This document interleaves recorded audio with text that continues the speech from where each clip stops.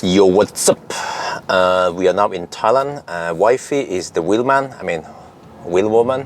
We're driving towards Chiang Dao now in the rush hour.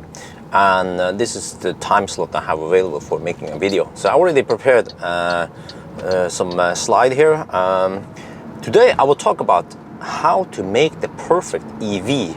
Because you know, I've been testing new cars nowadays. And even cars coming out nowadays, they still lack basic EV feature that, in my opinion, should be mandatory in every EV that's coming out today or in the following years, right? This is just based on my opinion about the experience I've had with testing a whole bunch of EVs. I tested pretty much everything from the German cars to the Japanese, the Koreans, the American, yes. So I made a list, and it's not. This list is not ranked in any way. It's not like the first one is the most important. So let's just start, okay? The first one is an EV should be efficient.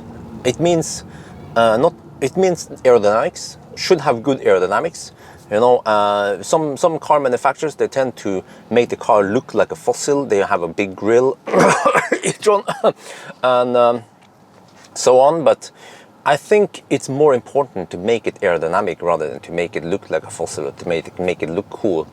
But another thing is that also they should try to reduce the friction in the drivetrain. For example, the friction in gearbox, in maybe efficiency in motor, inverter, stuff like that, to try to make the car as efficient as possible. Again, we have example of Hyundai. Even the very boxy Soul, e-Soul, is efficient when it's driving slow. Of course, when you hammer it, go 120 kilometers per hour, then the aerodynamics plays a role there. But then you have Ioniq, you know, very efficient drivetrain, but also good aerodynamics.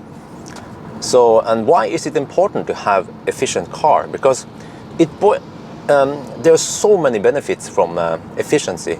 You will have better range. You get more juice for the kilowatt hours you have, but also charging speed. Because even if Ioniq can only charge at 65 kilowatt, it still has pretty good practical range. Or added kilometers per hour because it is so efficient.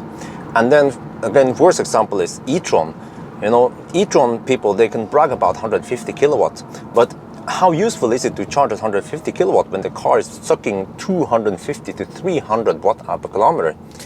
So yeah, okay, enough about that one. Next one is an EV should have active cooling and also active heating of the battery. So again, we can take Leaf as an example. It has passive cooling or no cooling, and also the e-Golf, and those cars, they tend to rapid gate when you drive it and you fast charge it. But then that's in those countries. In Thailand, for example, you will have more problems, because I've actually never tried it, but I can imagine it will you start the day by rapid gating pretty much. So that's not good. You should have at least air-cooled battery, but even better, liquid-cooled battery, because then you have better control over the cells and you can change the temperature the way you like it. All right. And then third thing is active cooled motors. So this is again very useful, because then you can take more power, you can have better performance. Most EVs that is not too expensive, they just have a passively cooled motor, and it works most of the time, because they can only output, let's say 100 kilowatt, about 136 horsepower. Let's say again the Golf or the Ioniq, 120 horsepower.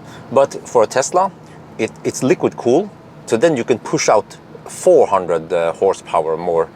And also there are other benefits with liquid cooled motor, because when you have heat scavenging, you can reuse that heat generated in the motor to heat up the battery. That's another point, by the way. Okay, next thing is a good EV should show you battery temperature. As far as I know, not even Tesla will show you battery temperature unless you go into the Ludicrous Plus mode. And most other cars, they don't show you battery temperature, except for Byton coming out. That one will show you battery temperature, and existing EV today is the Porsche Taycan. Yes, well, okay, Porsche, yes. Taycan show you battery temperature. Very useful, because then you get an idea of how cold or hot the battery is. I mean, fossil cars, they show you the coolant temperature, or was it, yeah.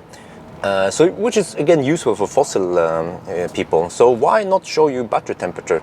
If people knew the battery temperature, they would kind of figure out by themselves that, okay, the battery is very cold, that's why I'm charging slow. Or the battery is too hot, like let's say in the Leaf, that's why it's charging slow. But nowadays there are so many posts in the Tesla group, in the e-tron group, in all the other groups about, oh, why is it charging so slow, derp, derp, derp, because they have no idea what's going on. They are in the dark, pretty much. All right, next thing is preheat battery before arriving at the fast charger. So again, this is a feature that Tesla has, and I think the e-tron and the EQC has it when you navigate to a known fast charger. So what they will do is it will use the battery heater to preheat the battery a while before you arrive at the fast charger, supercharger, to have the optimal temperature for fast charging. In general, the battery wants to be at 25 to 40 degrees Celsius to obtain the best charging speed. If the battery is too cold, then you simply won't get the best speed. But you see, why can't the car just keep the battery at that high temperature all the time? Well, in many cases, especially in winter, it will have to waste energy constantly keeping it that high. And another problem is that you will also have slightly more degradation. So there's always a trade-off when Tesla chooses to preheat the battery before a supercharger. It is to charge faster, but of course slightly more degradation, but yeah. So it should do that, preheat before fast charger. All right, next one is heat scavenging. I mentioned that earlier. So again, this requires the drivetrain to have liquid cooled system, just like, for example, a Tesla again. Like I mentioned, if the motor in winter, when I experience this myself, when we are driving in cold weather, -10, -15, the battery can maintain 15 to 20 degrees, and it can do that because the leftover, when the motor is driving, we will have some leftover heat from it, and then the liquid cooled system will take the leftover heat from the motors or the motor and then feed the battery with it while we're driving. Other cars I've seen, for example, the e-Soul I tested recently, I'm not sure, well, actually that one also has it, yes. But let's say, for example, an Ioniq has only the classic Ioniq, not the new one. The classic Ioniq doesn't have heat scavenging. So then the motor, when it's running, it will just generate heat, and then the battery is just cold, yes. I guess you can see cars which EVs which doesn't have heat scavenging. If you tend to drive the car kind of hard, you will see that the snow on the hood has melted a little bit. So that's when it's not doing the whole thing. I actually think e-tron should have it, but some people have been talking about that they see that the hood seems to be warmer. Maybe I should try to play around with heat with a thermal camera to see what's going on there really. Okay, next thing that a good EV should have is the charge port. The charge port placement is actually somewhat important. In general, I don't like the charge port in the front. Okay, again, this is my opinion, but this is what I think EVs should be. And what I've seen in many of the Korean cars, like the Soul, Soul and e-Niro, Kona, is that charge port in the front makes problems in winter. You get snow and schmutz, and also in Norway you get salt schmutz. So sometimes you can't even open the charge port, and then many times when you can open the charge port, your fingers are just so dirty because you have to open and close it manually. So a solution with Tesla or with the German cars like the i3 or with the e-tron is way better when you have it on the side, either on the side by the front wheels or in the back somewhere. But what about putting it all the way to the back? Well, you know, not many EVs, actually as far as I know, no EV has it all the way to the back. The back is also not a good placement because usually you have more schmutz in the back. So having it on the side is the best solution. All right, next one. This applies to Europe. In Europe, it should have CCS port, not CHAdeMO, because the problem in Europe is that Europe is moving towards CCS. Ionity and the HPC is coming out. They have only CCS. CHAdeMO seems to be stuck at 50 kilowatt. I mean, the standard supports higher speed, but in practical use, charge port operators like Fortum and whatever, you know, out there, they don't really have equipment for outputting more than 50 kilowatt. So even if you get the newest Leaf, a 62 kilowatt hour Leaf that supports 100 kilowatt, you simply don't have stations that can get 100 kilowatt. Another problem with Leaf again is that it lacks active cooling, but that's a different question. That's a different topic. So stick with CCS, yeah. All right. Next point is have app support. Yeah, every EV should have a SIM card and it should have app, and actually also should have live data, like live traffic, but at least app support, because the advantage with EV is that you have a big battery. At least nowadays the EVs, they come with at least 35 kilowatt hour or more. So there's plenty of juice to use that one to preheat or pre-cool the battery, or you can check charging status or other stuff, other goodies that is very useful to have. So nowadays an EV without an app is almost like a bigger disadvantage compared to all the competitors which have it. All right. Next thing is regen level should be selectable, and you should be able to also select 0 regen if you want to really go ninja. So Kona allows you to do that. You have flips on the steering wheel, and you can while you're driving select how strong or weak the regen will be. But actually the 0 in Kona is not completely 0 because there's a permanent magnet motor. So even if you're rolling downhill, there will be a little bit of regen resistance, but it's almost as good as 0. Tesla doesn't have it, so you have to go into the screen to select regen level. That's clumsy. And then e-tron has a really clumsy system where when you use cruise control and you disengage cruise control, it will default to no regen, which is not good. It should remember at least the previous regen level you set. Yeah, all right.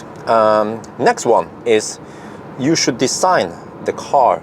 You should design the EV as an EV. Way many EVs coming out even today, they are designed as fossil cars, which means that the front winds, the whole hood part, you know, in the front, whatever you call it, is just lots of open space, dead space, not used for anything. I guess it's easier when you want to service it, but they should try to make a frunk, because EVs in general, they don't need that many components. They don't take up too much space compared to a fossil car. So they should design it so you have a frunk space, because cargo space is actually an important factor when considering an EV. I mean, with considering a car in general, you want to have as much cargo space as possible to fit your needs as a family car or whatever. So yes. All right, next one. Put a large battery on the floor. So again, if you look at the Golf, Class E Golf, and maybe the Leaf, they have battery squeezed in here and there, a little bit here and there, which is okay, I guess. But now we see the trend that more and more car manufacturers are moving towards a flat battery, big flat battery on the floor. And not only does it in general also give you more capacity because it's a big piece, but also it also adds you more safety. When you have side impact, you have a very big strong component to take that hit from a side pole. So you've seen that already in actually in the MG crash test and also in the Teslas, that they are really strong against a side impact. All right, next thing is an EV should always keep the 12-volt battery charged. Again, we see this in many EVs, including the MG I'm sitting in right now, that there are some clumsy solutions where it's not charging the 12-volt unless it is in this or this state. So I experienced that when I was DC fast charging and I want to run the air conditioning, then the 12-volt was not running. I mean, the 12 volt was not being charged. And also, when the car is just parked in the MG, and I check the app a little bit too often, then it runs off the 12 volt, of course, for the communication, but it doesn't charge at 12 volt. So the 12 volt could be low. But in a Tesla, it will constantly monitor the 12 volt and charge it when it's too low. And the same goes for the Koreans. They have the battery saver plus. When you enable it, it will also monitor the 12 volt. And the same goes for example, the e-tron. It will also monitor it as long as they say the charge is not too low. So that's how every EV should be. It basically, you should be able to plug in a dash cam on the 12 volt system and keep it running 24/7. And then the 12 volt should always be charging up. Yeah. All right. Next feature that EV should have is heat pump. Now, why should you have heat pump? I've tested it recently in the e-Soul versus Tesla. Is that when the temperature is around 0 degrees Celsius, then you have really good efficiency in the heat pump. And I guess also when it's 5 degrees. Many places in the world you have winters around that temperature, you know. And then the heat pump will suck way less power. We're talking about 300 watts maybe, whereas Tesla with a PTC heater will usually suck almost a kilowatt. So you save how do you put this? The total power you need, it's still high because propulsion part is usually 10 times higher than the heater part. But again, in an EV, you want to really save everywhere. Every place where you can save some juice, then you should do it. So in my opinion, Tesla should have a heat pump. And fortunately, many other EVs, they have a heat pump. I think the cars which doesn't have heat pump is the MG, has only PTC, Teslas, and Preheat also has PTC only. All right, next feature is EVs nowadays should support more than 50 kilowatt fast charging. Especially cars with big batteries, but even if you have only 50 kilowatt hour battery, like the Zoe, it should support at least 75 kilowatt. 50 kilowatt nowadays, it's not going to cut it when more and more cars come out with 100 kilowatt or 150 kilowatt. So, I mean, I can defend it if this was 5 years ago, because back then we simply don't have many HPC, but nowadays we have Ionity, we have a FastNed, at least in Europe, in America we have Electrify America, whatever, and also HPC is getting more and more common, and that's why we should also adapt the cars to charge faster, because charging faster and long trips is very good, yeah. So, I mean, again, I've done this 1,000 kilometer challenge, and some of you guys pointed out that, hey, you see that we have some cars on the top, right? Like the Teslas, the e-tron or whatever, and then we have some cars on the bottom, like the new Zoe, the new Ioniq or whatever. And why are they so slow? Well, mainly because they don't support more than 50 kilowatt. So, yeah, I think let's just end that discussion there. All right, next one is used motorized charge port.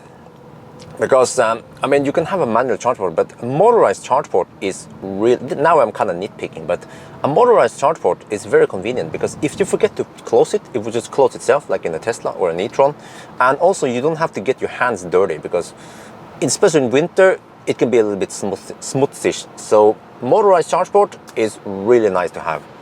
Of course, you can say that there's one more thing that can fail, but on the other hand, from my experience, motorized charge port seems to be really reliable. I've had just one problem with the Model X, but that was after lots and lots of driving, and after I changed it, no problem. And I had never any problem with the Model 3, and by the way, even after 1 year. All right, next feature that is important is you should be able to open and close the charge port from the key fob. Again, this is not something you have, for example, in Model 3, you don't have it, but also in many cars, many EVs, you have to open and close the charge port from a button near the dash or somewhere, you know, from the driver. So that is really clumsy. You should be able to open and close it from the key fob, at least open it. In general, most cars, most EVs, they don't have motorized charge port. You have to close it manually, but in order to open it, some cars require you to go inside and press a button, so that is too clumsy. Okay, the next one is cell voltage. So, pack voltage, yeah. Cell voltage is the voltage on each cell. They are usually 3.7 volt. And then EVs, they put several cells in series to get the pack voltage. And most EVs, they are designed to be around 350 to 400 volt, meaning that when you discharge it in low state of charge, it's 350. When you charge it to full, it's around 400 volt. But there are some cars like the e-tron, the I-Pace, and actually the MG ZS EV, they range from 400 to 450. And then you have some cars which has lower voltage, like the newest Ioniq, or if you go for the 39 kilowatt hour Kona or e-Niro, and the e-Golf, they have lower voltage. Oh, and also the newest Citigo E, the newest E-Up, and those batteries, they also have low voltage. They go from around 300 to 350. And the disadvantage with those cars with low voltage is that when you go to a 50 kilowatt fast charger, they are limited to 120, 125 amp. And when you have low voltage, it means that you are limited to how much power you can get from that charging station. I mean, they say it's a 50 kilowatt charging station, but 50 kilowatt, in order to get 50 kilowatt, you need a little over 400 volt, roughly, to get 50 kilowatt. But this one, for example, the MG, even at low state of charge, if I arrive with 10%, the voltage will still be 400, and I usually get 48 kilowatt instantly, versus 35 kilowatt on another car. So 50 kilowatt fast chargers will still be very common. From my knowledge and my gut feeling, we will still have 50 kilowatt fast charger for the next 10 years at least, or maybe actually for a long time. I mean, in the future, I still believe that we will have 50 kilowatt because they're inexpensive compared to a high power charger, the 150 kilowatt and up. So you will still have that limitation. So yes, please don't make EVs with low voltage coming out nowadays. All right, next feature that EV should have is possible. You should be able to set charge limit. So again, Tesla allows you to do that. Many cars nowadays, the Koreans, Kona, whatever, e-tron allows it. So you can set the charge limit. Means that when you charge it on AC or DC, whatever, you set it to, so it will stop charging at a given level you decide. For example, 60% on 70% on 90%. And what is the point of that? The point of that is to reduce degradation, because if you charge to 100% too often, it's not good. It will degrade the battery. We have some bad drivers. Some bad language coming from Wi-Fi. But yeah, so you want to reduce degradation by not charging to 100% every day. You can charge to 80% or 60%. And there's another small bonus is that if you charge only to 70% and you start with a coal-ish battery, then you have actually better regen than when you charge to 100% or 90% or whatever. Yeah, all right. Next feature is it should be possible for you to set charging current when you are charging on AC. So this is only AC. For DC, then of course, then you're not allowed to change any current there. It depends on the state of charge and everything. But for AC, very, very important that you can change it, because some places, for example, if you're charging on Shuko, then you might not want to pull 13 amp or 10 amp, whatever that charging cable is configured for. You might want to pull only 8 amp or 5 amp. And some cars like the i3 allows you to do that, but it's very confusing because it will say high, mid, low, and it doesn't even say how many amps, and you have to look in the manual to figure out how many amps high and mid and low is. But then Tesla allows you to tap on with 1 amp precision for how much you want. So and what about other cars? I don't remember other cars, but yes, that's also a very nice feature. All right, Next feature is, oh yeah, by the way, before I forget it, when I talk about changing current, you should also be able to do that in the app. I don't know how many times I charge at home, and I have a limited fuse at home. So if I pull too much current, the main fuse in the home will blow. So there are times when I want to charge fast, but we're gonna cook and do some stuff that requires some power. So I would like to go from 25 amp to 15 amp temporarily, and then go back to 25 amp. You know, the solution for me now is just to completely stop charging and then start it again. So it's kind of clumsy, but it works. Yes. Or the other solution is I have to go in outside into the car, tap it down, and then go back in again. So that's also kind of clumsy. All right, next feature I would like to see is show charging speed in the car when you're charging. You want to see charging speed in kilowatt, but I want to see both the charging speed in kilowatt going into the battery, but also the charging speed, or the kilowatt that is delivered from the charging station or charger. Because some cars, like the Koreans, the Ioniq, Kona, those cars, they display charging speed from the charger, and then what goes into the battery is actually lower than that if some of it is gone to the heat pump, or well, battery heat or whatever. But then Tesla and e-tron shows you the net speed, the one that goes into the battery. That one can also be confusing sometimes, because when I look in my Model 3, I would see that if I'm connected to a 50 kilowatt fast charger, I'm only getting 36 kilowatt. But in reality, I'm pulling 42 kilowatt from the charger. But 7 kilowatt goes into what I call the afterburner, which is basically battery heater. Well, it's not a true battery heater, but it runs the stators. But so it would actually be really useful to see that, okay, we are getting 42 kilowatt from the charger, and then the battery is getting 35, 36 kilowatt. You want to show the user everything. Don't hide stuff, because then you're kind of in the dark. All right, we're getting close to the end now. So next feature I want to see is show state of charge in percentage, and always show it. It should always be in the instrument cluster or somewhere in the main screen. You don't have, you shouldn't have to dig into some menu like you have to do in the e-tron to find it. And then in Tesla, it's kind of clumsy, because you can show percentage, but then you cannot show kilometers or miles. So that brings me to the next point, which is that you should also show kilometers, the range, the GOM range, or the estimated range left. That one should also be always visible. Now, fortunately for most cars, you have it always visible, except for some cars like the MG.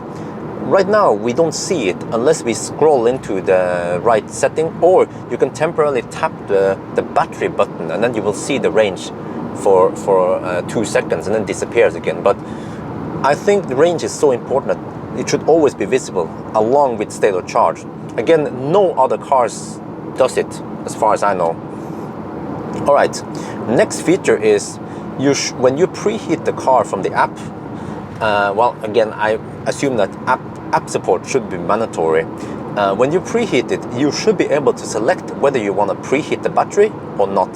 The Model 3, when you preheat it, it will by default preheat the battery given some conditions. But there are times when I don't want to preheat the battery, and then actually it should also be a feature where you can only preheat the battery.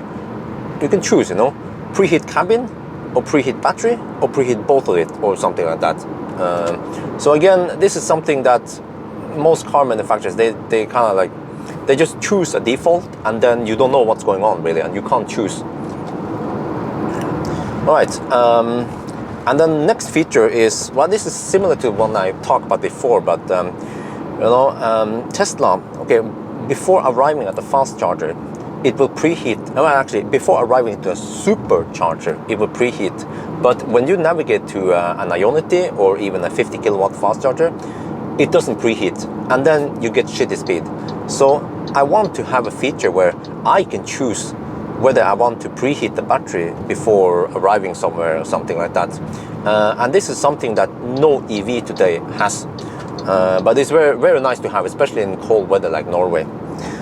All right, last feature I would like to see is, now we're moving towards performance cars like a Tesla or something, the Taycan maybe, is that in order to get the maximum power output from a battery, you need the battery to be fully heated up, and in many cases, for example a Tesla, you need to heat it up to 50 degrees Celsius. When the battery is really warm like that, it has lower internal resistance, and the BMS knows that it can pull more power out from it. So for a drag race, I mean, well, for Tesla Model S and X with Ludicrous, the performance one with Ludicrous, they have it was called max battery power before. Now they put it under Ludicrous Plus. So when you enable Ludicrous Plus, it will start preheating the battery. It will use the battery heater to heat up the battery to 50 degrees Celsius. Once that happens, you will see ready, and then you have the best possible performance. Taycan probably, I don't know about the whole 800 volt architecture, maybe it's less sensitive to that. Maybe even if the battery is at 30 degrees Celsius, it will still perform quite good. But at least for many EVs nowadays, in order to get the best performance for drag racing, you need to heat it up. So a Model 3, for example, can't do that. I don't know why. I mean, it has all the hardware for it. And I also know that people use Model 3 for drag race, but most cases the Model 3s will be hovering around 30 degrees Celsius rather than 50, which is where it really kicks ass. So maybe Tesla is working, and maybe Tesla is watching me, and they will add some kind of battery preheating feature for Model 3. That would be awesome, yes. So anyway, that was a really long list, and it's a long video because I just don't want to just list all the features. I also want to explain to you all the details behind it, why I think it's important to have that feature. And again, not all these features are equally important, but it's nice to have. And again, there is, as far as I know, no EV out there that has all these features in one car.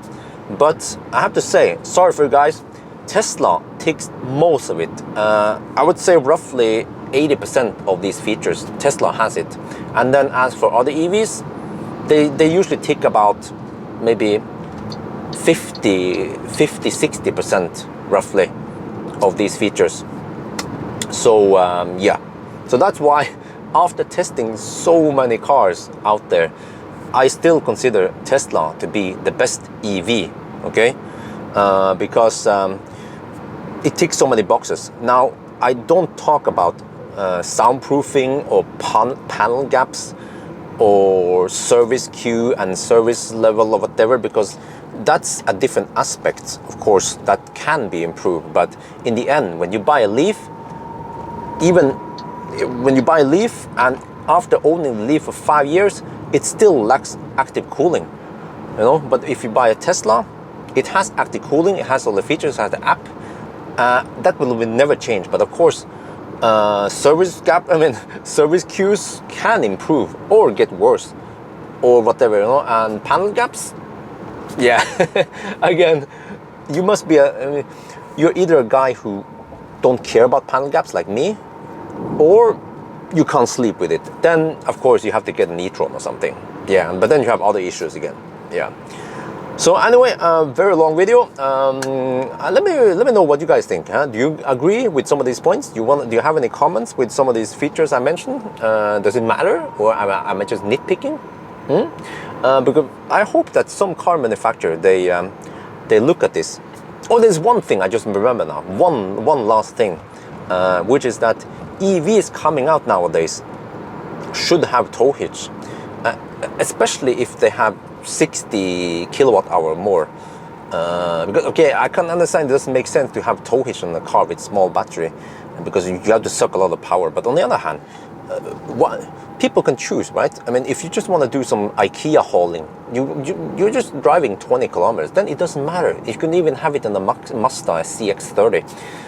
But it's important to have tow hitch and to have some decent weight limit also. For example, the I-Pace. If the I-Pace was designed for tow hitch, it should be able to pull 1,800 kilos, at least 1,500 kilos. But unfortunately, they didn't do that, so only 750 kilos. And it's important to have tow hitch, because then you can, of course, given how much range you have, if it's a Tesla, you have supercharger network at least. But by having tow hitch, you can, how do you put this?